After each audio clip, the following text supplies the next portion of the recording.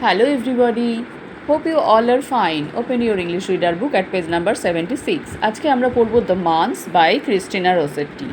এই পোয়েমটার মধ্যে কবি বর্ণনা করেছেন বা ডেসক্রাইব করেছেন আমাদের 12টা মাস জানুয়ারি থেকে ডিসেম্বর কোন মাসে কেমন প্রকৃতি থাকে, আবহাওয়া কেমন থাকে সেই সম্পর্কে।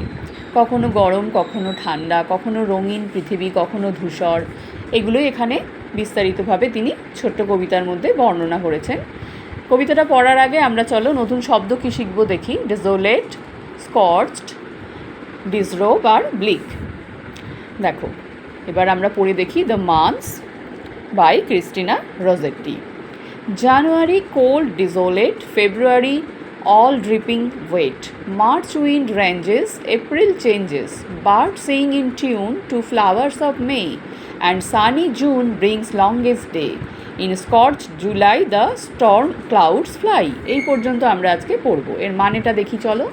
জানুয়ারি কোল্ড ডিসোলেট, জানুয়ারি মাস কেমন থাকে? ঠান্ডা থাকে, তার সাথে ডিসোলেট অর্থাৎ খুব কষ্টকর হয় যখন শীতের ওয়েদারে প্রকৃতিও প্রায় নিঃস্ব হয়, খুব একটা কিছু ফুল ফল সেভাবে পাওয়া যায় না, প্রকৃতির রং বর্ণ কম থাকে, তাই ডেজোলেট বলা হচ্ছে। ফেব্রুয়ারি অল ড্রিপিং ওয়েট, ফেব্রুয়ারিতে কি হয়? ড্রিপিং ওয়েট অর্থাৎ বিন্দু বিন্দু করে ভিজে যায়, অর্থাৎ ফেব্রুয়ারি মাসে কুয়াশা আসে বা ফগ হয়, সেই কুয়াশার বিন্দুতে জলবিন্দুতে প্রকৃতি ভিজে যায়।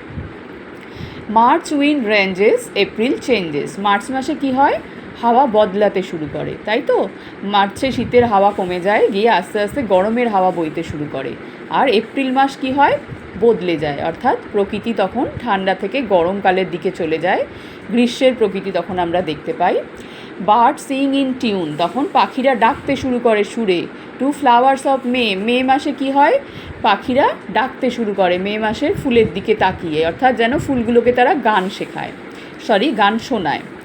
অ্যান্ড সানি জুন, এবং রৌদ্র করজল জুন মাস ব্রিংস লংগেস্ট ডে, বয়ে নিয়ে আসে কি? সব থেকে লম্বা দিন। জুন মাসে দিনের সময়টা অনেক বেশি থাকে, রাত্রের সময়টা কমে যায়, তাই বলছে জুন মাস সূর্যের রোদ এবং সূর্য করজ্জ্বল দিন নিয়ে আসে, যে দিনটা হয় সব থেকে লম্বা। ইন স্কর্চড জুলাই, এবং জুলাই মাসে কি হয়?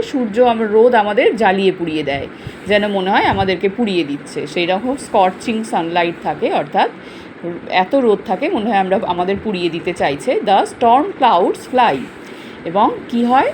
ঝড়ের মেঘ উড়ে আসে।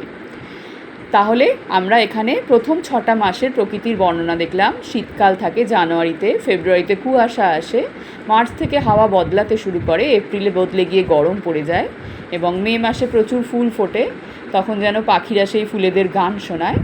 জুন মাসে কি হয়? রৌদ্র করজ্জ্বল দিন থাকে, সব থেকে লম্বা দিন হয়।